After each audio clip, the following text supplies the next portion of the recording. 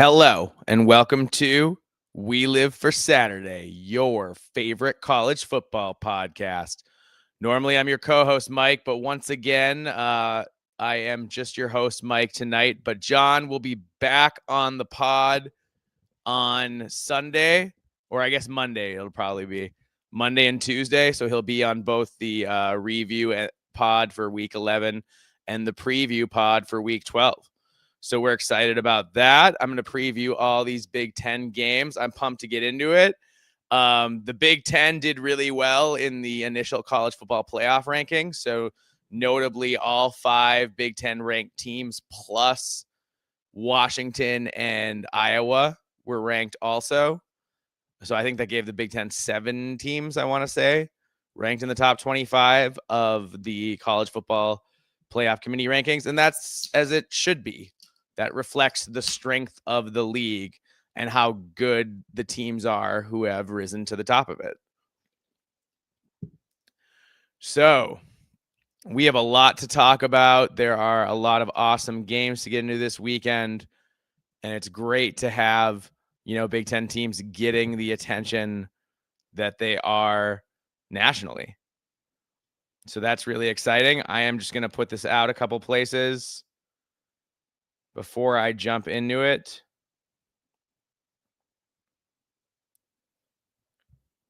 But I'm really excited to get going. Please comment in the chat and talk ball. We're going to have a good time. And yeah, I'm really excited to talk about all of these Big Ten games coming up.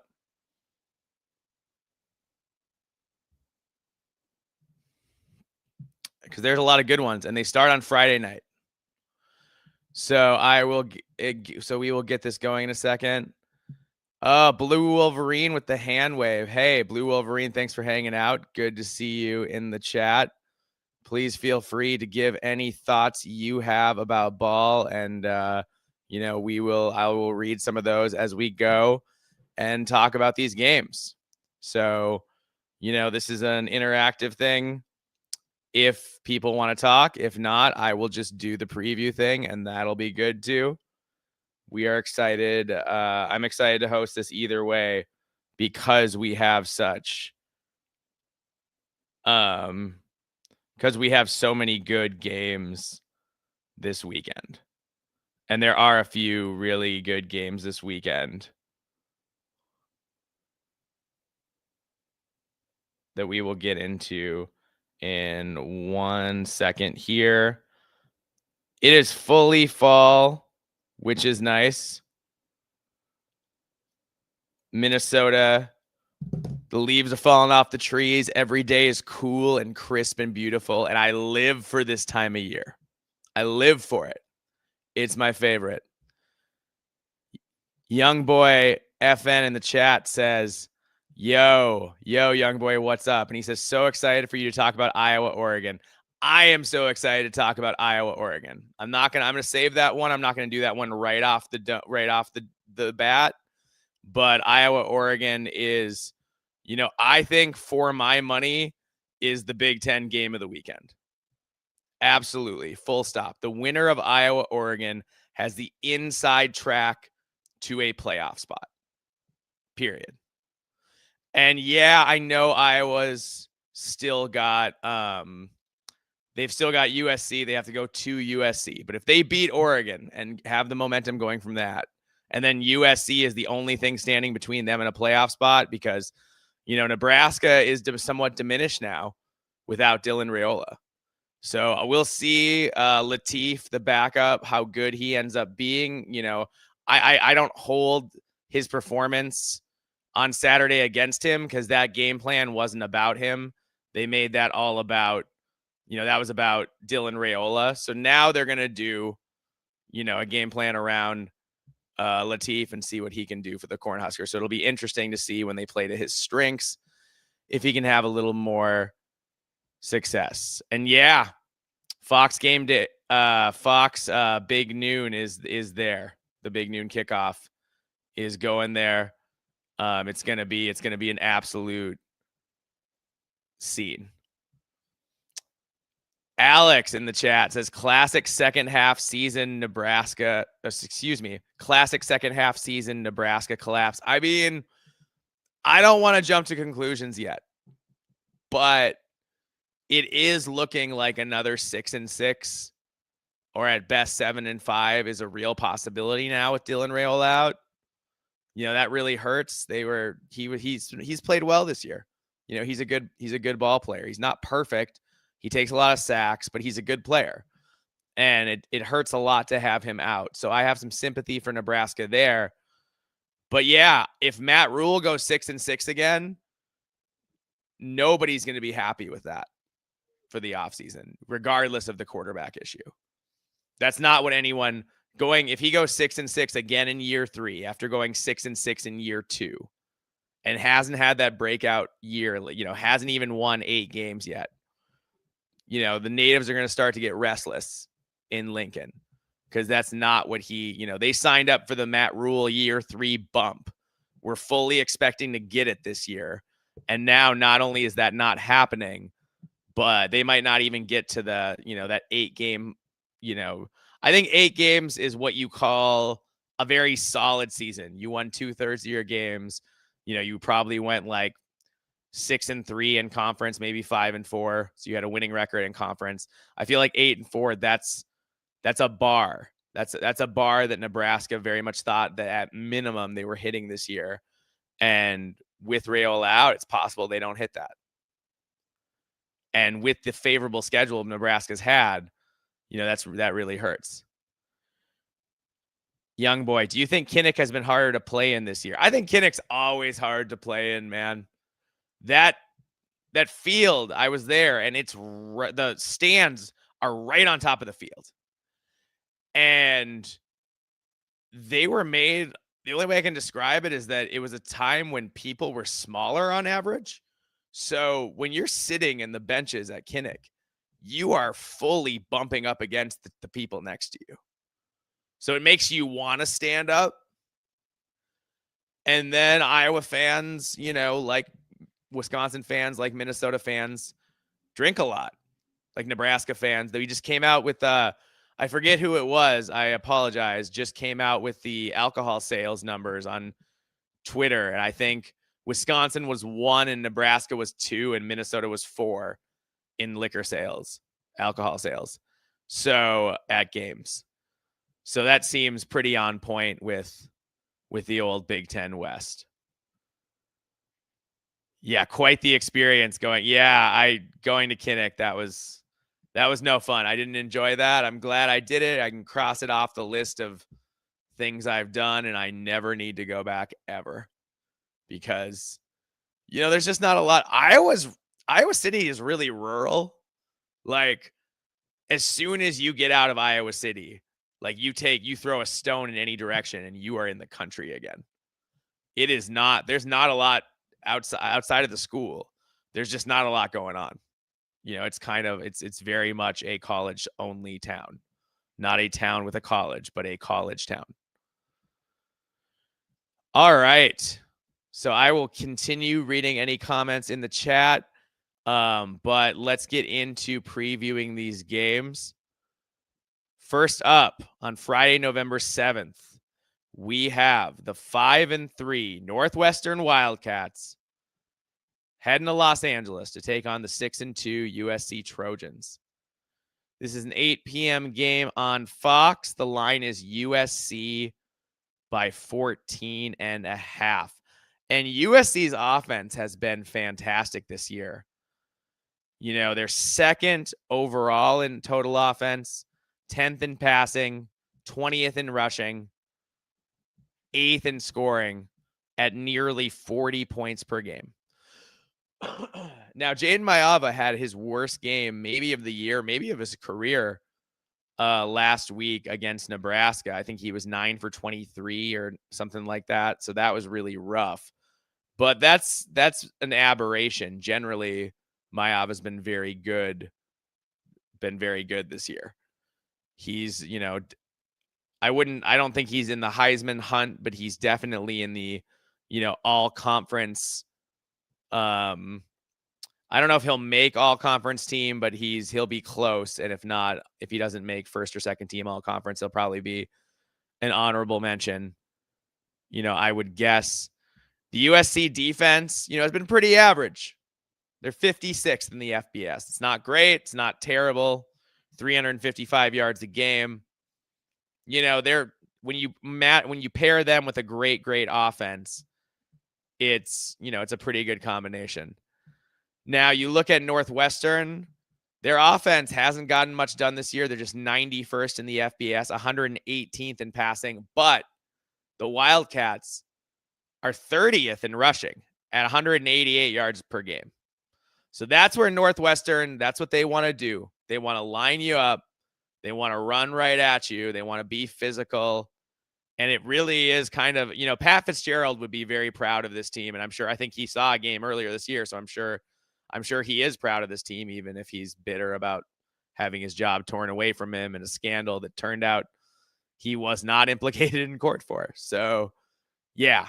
But the point is, it's the kind of team he always wanted to have with, a pretty good defense, a stingy defense, a good running game, a really physical back in Komalafe. Hyman, you got some, with the other backs, you got a little more scat back, a little more speed. And yeah, so Young Boy says Northwestern cover easy. I mean, probably, but here's the thing. It's in Los Angeles, and USC can be really tough at home. They don't necessarily have the most fervent home crowd, but just in the place they're comfortable with in the Coliseum, if they get up on you, I think Northwestern probably covers, especially if they get out even or in front of USC. But if USC gets up 10-0, 14-0, then it becomes hard, because then Northwestern is in a negative game script. It makes it harder for them to run the ball. It makes it tougher for them to stay in the game. You don't want to make Preston Stone throw the ball too often. He will throw it to the other team. We've seen that plenty. All right. Oh, the great podcaster himself, Greg Flugar, a peek around the corner with Greg Flugar, says USC's running game is elite, and they are doing it with RB3 King Miller. And yeah, that's a really good point, Greg. And thanks for joining us, as always. Always good to have you in the chat and hanging out. But King Miller has been a revelation. I mean, you thought maybe when USC went down a couple backs that they were cooked, but King Miller has continued to produce at a high rate. You've still got Makai Lemon out wide, just dominating things, just, being one of the, 3 or 4 best wide receivers in the Big Ten Conference, and a Big Ten Conference that is flush with great wide receivers this year. Makai Lemon is right up there. So I think this has got to be a bounce back game for Jaden Mayava.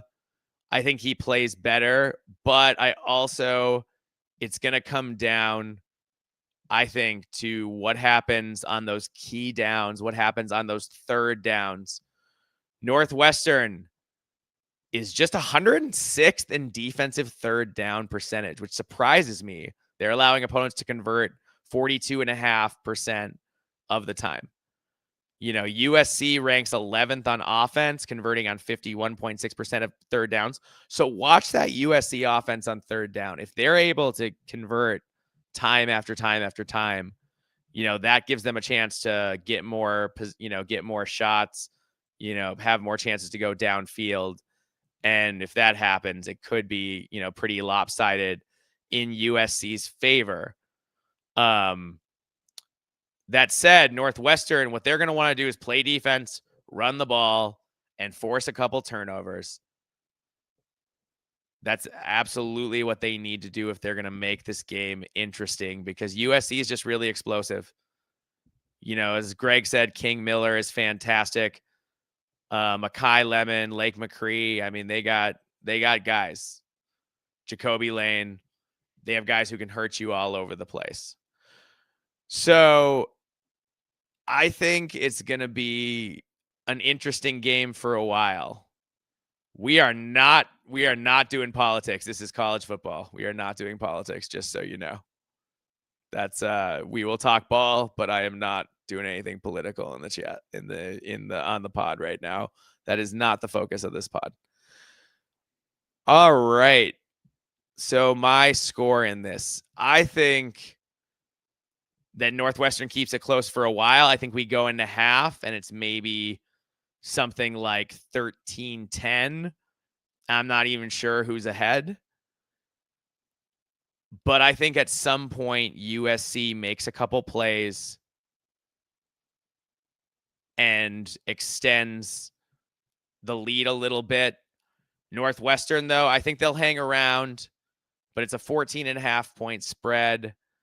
I've got the USC Trojans 35, the Northwestern Wildcats 24. So I think the Cats make it interesting. I think they can run the ball. I think they'll have some success, but USC, they've got that offense rolling for the most part. When they can't pass it, they can run it, and vice versa. So yeah, that's what I think happens there. And let's move right along to the rest of the games will be played on Saturday, November 8th. First up, we have the 9-0 number 2 Indiana Hoosiers going to Happy Valley to take on the 3-5 Penn State Nittany Lions. This is an 11 a.m. game on Fox. Fox's big noon kickoff game. And the line is Indiana by 14.5. Indiana's been really good on the offensive line this year. They rank second in the country behind only Iowa in Pro Football Focus grades. 8th in run blocking, 2nd in pass blocking. So what was a relative weakness for the Hoosiers last year has become a big strength this year. And I think that's something that's really impressive, and you got to give them a lot of credit for improving, going out in the transfer portal, and also improving the guys that they already had on the roster. So the question is, Indiana has dominated up front against everybody except Iowa. So can Indiana dominate up front against a talented Penn State defensive line? That is something I need to see, the battle in the trenches. And how much fight does Penn State have left? That's a question I have. This game is, it's in Happy Valley. You have the home crowd. You have the home crowd behind you. But does Penn State have, it takes a force of will to play all out for 4 quarters and try to get a win and do whatever it takes, play after play after play. Times when you know you're going to get hit, times when you have been hit, times when the scheme is changing and you're scrambling to adjust. Like, how much fight does Penn State have left? Because if they can stalemate Indiana's offensive line a little bit, if they can make it hard for Indiana to run the ball, make them one-dimensional, yes, they have been fantastic throwing the ball. Indiana, I mean. But I think Penn State's best chance is to, get Indiana into obvious passing situations, hope that you can get home. Penn State doesn't like to blitz a lot this year. So they have to get home with their defensive line, or else Mendoza is going to just absolutely carve them up. Young Boy FN, any thoughts on the Ohio State commit that Minnesota flipped today? Now, so here's bottom line is, I think it was a mutual thing with him and Ohio State. He looks like a really promising recruit. His junior tape, frankly, is better than his senior tape, which has led some to suspect that he may be playing hurt right now. But I think it's a really good get. He seems like a high upside guy who's put out some really elite tape, even if it was mostly, he's got the size. He's got the size in spades. You see him in that picture next to PJ and Callahan, and he's a big dude for sure. All right. So yeah, Penn State, back to them. They don't blitz a ton defensively, so they got to get home or else Mendoza is going to carve them up. And the bottom line is Penn State can't depend on the backup quarterback, Ethan Grunkemeyer. He's got the 5th worst Pro Football Focus grade out of 161 eligible QBs who have 75 or more dropbacks this year. The wide receivers for Penn State haven't played well either. Indiana has a top-notch defense as well. So Penn State, very good run blocking, 32nd nationally. But Indiana is a top 5 team in run defense. So Indiana's going to stack the box. They're going to dare Penn State to throw the ball downfield. And Penn State is probably not going to be able to throw that well. So they're going to have to run the ball anyway and then find a way to pick their moments to throw the ball downfield. Because you can't ask Ethan Grunkemeyer to go back there and throw the ball 30, 35 times and expect that you're going to win. You have to have a game plan where you manage his throws. You get them at good times and you get them for chunk yardage. And I think that that's what they have to do with Grunkemeyer. So they have to show up. They have to be able to run the ball. I just think that's going to be really hard against this Indiana front. You know, Mikhail Kamara is as good as it gets on the defensive line. Aiden Fisher is as good as it gets at linebacker. Oh, in the chat, Mia says Hoosiers are going to dominate for sure. Now, I think there's a chance that Indiana dominates this game, wins it going away, just absolutely crushes. But I also think if Penn State, Penn State's still really talented, and it's only a 14.5 point spread. Penn State could make this a game, I think, for a while. But eventually, the fact that all Penn State can do is run the ball and they can't throw the ball against a team that, like Indiana, which has shown that, when they need to throw for 350 yards, they can. When they need to run for 300 yards, they can do that too. So the Hoosiers are on a run. I can't pick against them anymore.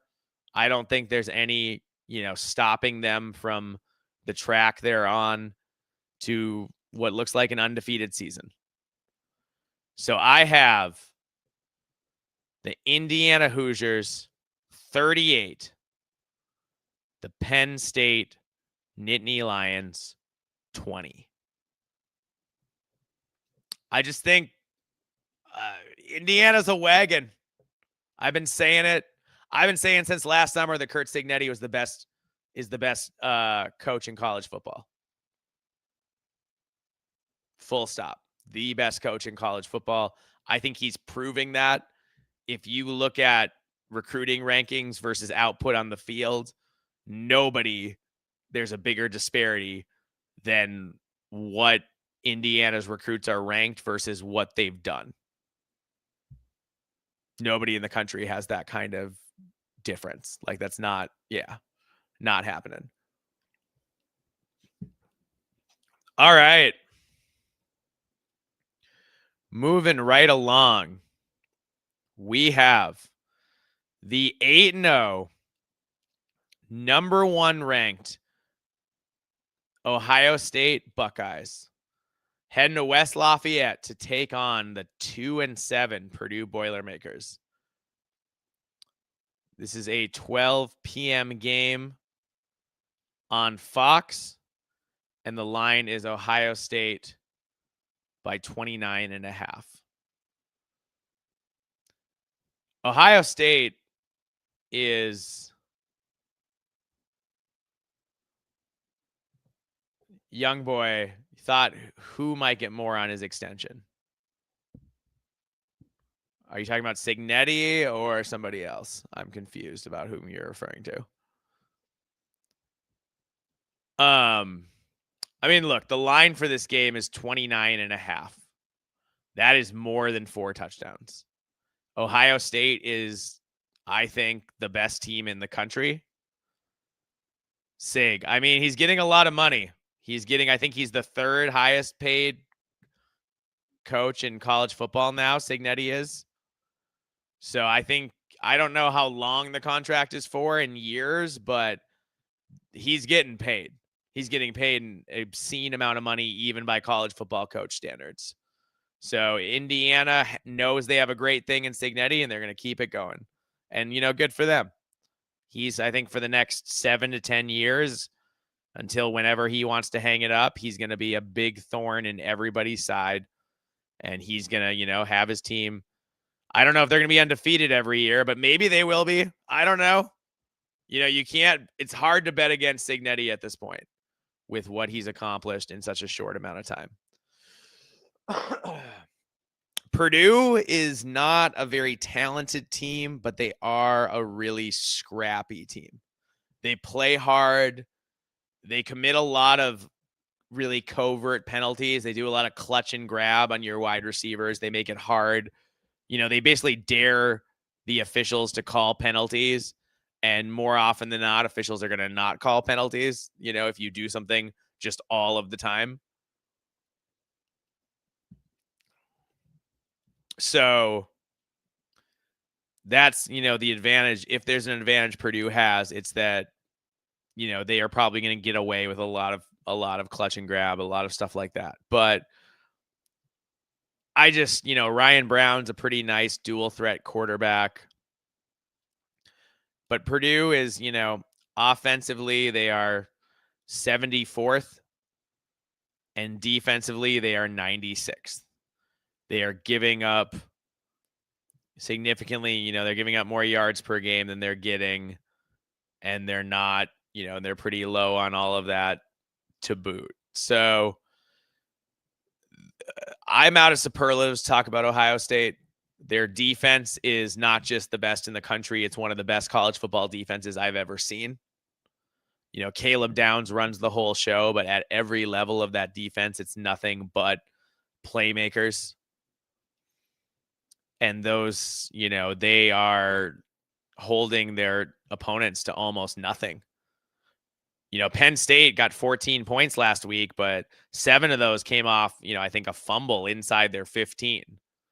So they essentially had one nice touchdown drive, and then Ohio State said good night. And that's what's been happening to every team. They have one good scripted drive along the way or whatever.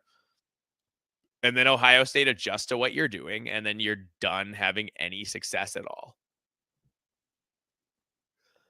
And unfortunately for Purdue, Devin Mockabee is out for the year, and he's their, and their running back Devin Mockabee was the engine that made this Purdue attack go, essentially. And without him, I didn't think they were going to be able to keep it close with Ohio State anyway. But without Devin Mockabee to get those tough yards and shorten the game a little bit and get some first downs, I think it's going to get really ugly. Like biblical by halftime.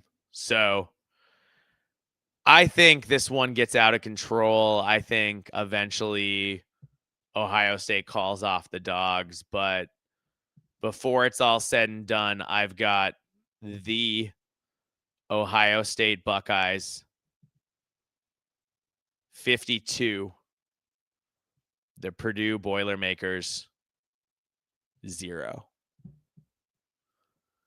And yeah, Purdue might score, but if they score, they're not going to score much. It's just not going to happen. Not anticipating that at all. All right, next up, we have the 4-4 Maryland Terrapins going to Piscataway to take on the 4-5 Rutgers Scarlet Knights. This is a must-win for both teams as they vie for bowl eligibility. And we've had some, this is kind of a weird timing thing. So we had the Indiana game starts at 11, which is a normal time for a game to start. But then the Ohio State Purdue game starts at 12, which is, interesting. And then we've got Rutgers, Maryland starting at 1:30. So this is a 1:30 p.m. game on FSN. The line is Rutgers by 1.5. And I realize I might have said something wrong about that Ohio State game, actually. So let me check that. I think I said the wrong network. I wrote it down wrong. Yeah, the Ohio State game is on BTN at noon. Excuse me, not Fox. Fox is what the Indiana's on. The Ohio State game is on BTN. So that's my mistake. I knew I said something wrong. So now it's corrected. The line in this Maryland-Rutgers game is just 1.5 in Rutgers' favor. So if this was on a neutral field, Maryland would probably be favored.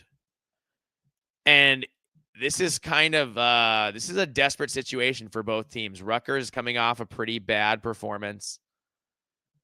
And with Maryland, at 4-4, they're desperate to get a couple more wins and make it potentially to a bowl game. Rutgers at 4-5, even more desperate with what they have to do. So Maryland, if you look at what they've got left, their remaining games are at Illinois. That's going to be a loss. Versus Michigan, that's going to be a loss, and Sparty.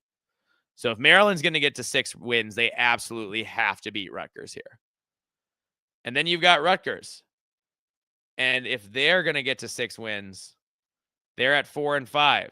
So they have one fewer game left. And their remaining games are at Ohio State and home against Penn State. So Penn State, that's a winnable game now with Penn State where they are on a backup quarterback and stuff. But you're not beating Ohio State in the shoe. That's absolutely not happening. Like, no chance. So if you're going to make a bowl or have a chance to make a bowl, this is an absolute must-win kind of game.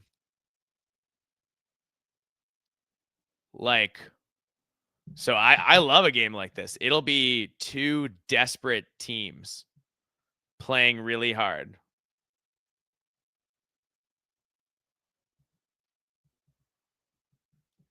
And that's really exciting.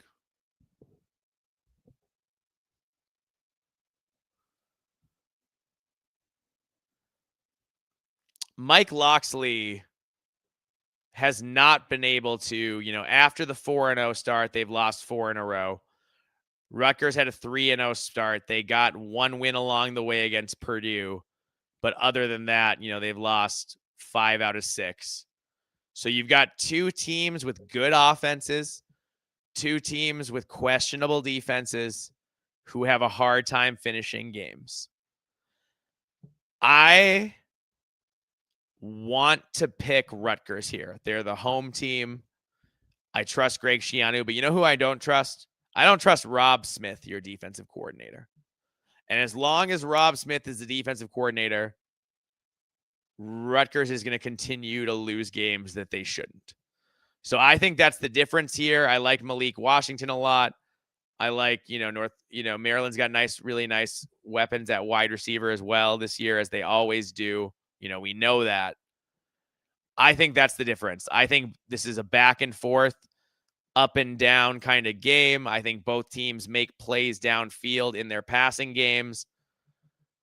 But ultimately, I think this is the game. If Mike Locksley is going to keep his job and go forward, he really needs to get to 6-6. And he can get there, potentially, if he wins on Saturday. So I think Maryland manages to win this game because that Rob Smith defense just isn't quite good enough. And by not quite good enough, I mean they're unbelievably terrible.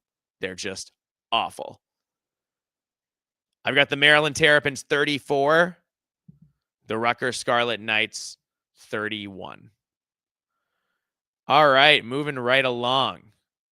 We have the 7-1, number 9 Oregon Ducks heading to Iowa City to take on the 6-2, number 20 ranked Iowa Hawkeyes. This is a 2:30 p.m. game on CBS. Cue the horns. Oregon is a 6.5 point favorite in this game. Young boy asked, didn't they fire him or are they just close? With Rob Smith, I don't think that he's been fired yet. Maybe I missed that if it happened in the last day, but I don't think he's been fired yet. If I'm wrong about that, though, please do correct me in the chat. I appreciate that. But I mean, I'm sure he's going to be the scapegoat. He's going to be the guy Schiano fires and tries to, get right next season with a defensive coordinator who actually knows what he's doing, is my guess. So Oregon's a really interesting team this year. We came into the season thinking that they were one of the 3 best teams in college football by far. And so far they've been very good, but that loss to Indiana kind of bumped them out of that top tier of teams for a lot of people. And they also haven't played the toughest schedule. So Oregon's considering they lost to Indiana, Oregon's only beaten one team with a winning record, and that was Northwestern. This is a big game. Oregon is already a big-time college football playoff contender. And if Iowa wins this game, the Hawkeyes are legit college football playoff contenders. Then they would have 2 games left that they should win for sure, and 1 game left at USC that if they find a way to win, I think then Iowa would be getting into the playoff if they can get by Oregon on Saturday. Iowa has the highest graded offensive line in the country, and it's by a lot. I mean, Iowa's offensive line, this is a Kirk Ferentz special. This is as good as it gets from him. They're going to have several guys drafted in the NFL. The offensive line, I can't talk about enough about how great they are. And it's good they're so great because Iowa runs the ball as much as a service academy. But that Iowa offensive line is first in run blocking in the country by Pro Football Focus grades. And the difference between this Iowa offense and other Iowa offenses we've seen recently is that Mark Gronowski is a real threat with his legs. So you never know. Yeah, Iowa can't throw the ball very much or very effectively. But when they're running, you never know if it's going to be Gronowski or the running back or if they're going to run a jet sweep to Caden Weetjen. And oh yeah, Mark Gronowski has 11 rushing TDs this year. He may only have 4 passing touchdowns, but he has 11 rushing touchdowns. And Caden Weetjen is the best return man in the country. I'm not even sure it's that close. I mean, he gives Iowa a speed element that the Hawkeyes just don't normally have. Oregon's offense has been really good this year, though. Dante Moore is fantastic. The run game's been elite. Oregon averages 6.3 yards per rush, which is 3rd in the country. Noah Whittington and Jordan Davison are 2 incredible running backs. But the Iowa defense has only allowed 100-yard rusher all year in Katron Allen from Penn State, and he needed, I think, 28 carries to get there. So the Iowa run defense has been fantastic. Now, the Iowa secondary also tackles really well, which helps with their run defense. That said, the Iowa secondary struggled a bit in pass coverage against Indiana, so they can be had if you're elite all out wide. And Oregon, has some elite players out wide. So Iowa wants to stop Moore from throwing, force Oregon to play a run-heavy style against them that would limit possessions for both teams and increase variance, which helps Iowa. People are going to say Oregon's the more talented team, and I'd say they're right. But at 2:30 p.m., with an Iowa crowd that's been up and tailgating all day, they're going to be breathing fire, and the Hawkeyes are going to be ready to go. And I just think that Oregon is a very good team, but I do think they have some flaws, and I think on the road, those flaws are going to come out. And I think Iowa is going to score on defense and special teams en route to an upset victory. So I've got the Iowa Hawkeyes 27, the Oregon Ducks 24.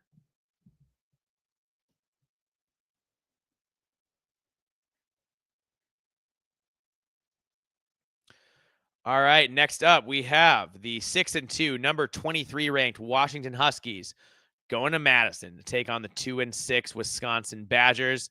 This is a 3:30 p.m. game on the Big Ten Network. The line is Washington by 11.5. Now, Wisconsin's offense has been historically futile this year.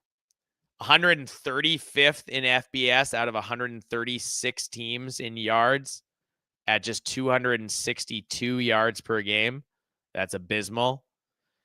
Passing, they're 127th. Rushing, they're 120th.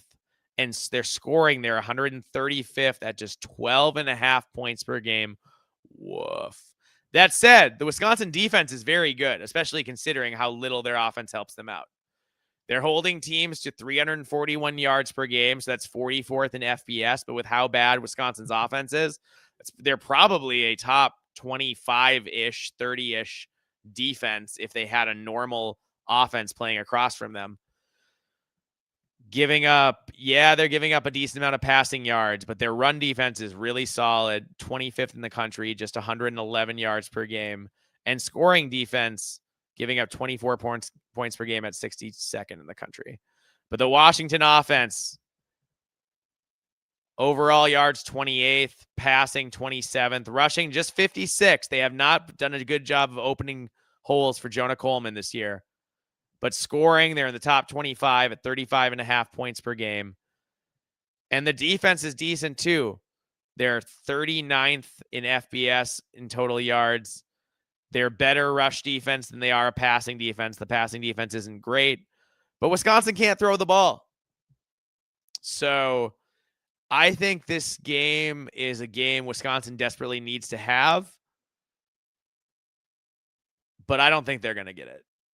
I just don't think it's going to happen. So I have got, in a low-scoring, ugly slugfest, the Washington Huskies 24, the Wisconsin Badgers 13. Finally, last up, we have the 6-3 Nebraska Cornhuskers heading to Los Angeles, to the Rose Bowl, to take on the 3-5 UCLA Bruins. This is an 8 p.m. game on Fox, and the line is UCLA by 1.5. The season-long stats for both of these teams kind of don't matter because UCLA has been a different team since they fired Deshaun Foster. They've been much better. Their record's been better. Their offense has been infinitely more explosive with Jerry Neuheisel running the show and Tim Skipper as the interim head coach. And their defense plays harder also, I think, because the offense is actually giving them a chance to win games. Now, normally I would have picked Nebraska in this game for sure because Nebraska has a solid running game with Emmett Johnson, but they also because I think Dylan Raiola is maybe not as good as Nico Iamaleava, but he is a very good quarterback. But now you got Nebraska's got that running game, but can the backup, Latif, throw the ball at all? What kind of passing game will they have with him in there? Now they have a chance this week to tailor a game plan to his strengths. But how good is he? I don't know. I genuinely don't. Maybe he's great. And they don't they don't miss a beat and they walk it and they roll into Los Angeles and win. But 8 p.m. game, UCLA's favored by 1.5 for a reason, and that reason is that Dylan Raiola isn't playing, and nobody knows for sure how good the backup Latif is. So I think this is going to be a wild game. I think it's going to be back and forth. I think Nebraska has a chance to win, but I'm taking the quarterback I know and trust in Nico Iamaleava. I do think Nebraska will run the ball well. I think Emmett Johnson runs wild probably on this UCLA defense. I think that's very possible. But I think it comes down to who has the ball last. I think Nico makes one more play. And I have the UCLA Bruins 24. The Nebraska Cornhuskers 20. So yeah, I just can't trust Nebraska without Dylan Raiola. I do like Emmett Johnson a lot, but without that passing, if the passing threat isn't as good, are they going to be able to throw the ball the same way? I just don't know. I don't know. So it is wild how much less time I spend doing the pod when it's just me. Because, when John's here, he's got all kinds of stuff to say and we go back and forth and all that kind of stuff. But yeah, I appreciate all of you who came to hang out with me in the chat. And, check us out. We will be doing the review and preview pod. John will be there for both of those. So that's exciting. And, it's a bye week, Minnesota fans. So enjoy the bye. I'm finishing moving this weekend. I'm still going to watch ball. I'm going to figure out how to make that work, but I'm finishing moving this weekend. So the next time I do this podcast, it's going to look totally different behind me. And also, by the way, I am going to work now on getting a different, getting an actual podcasting background and not just have random stuff back there. But you get what you get. I'm doing the best I can as I go. And yeah, thanks so much for hanging out. Really appreciate you all. And have an awesome time watching ball this weekend. I wish you all good luck. I hope that your team wins and that there are no injuries. All right. Until the review pod, which I think is either going to be Sunday or Monday, I will see you in the next one.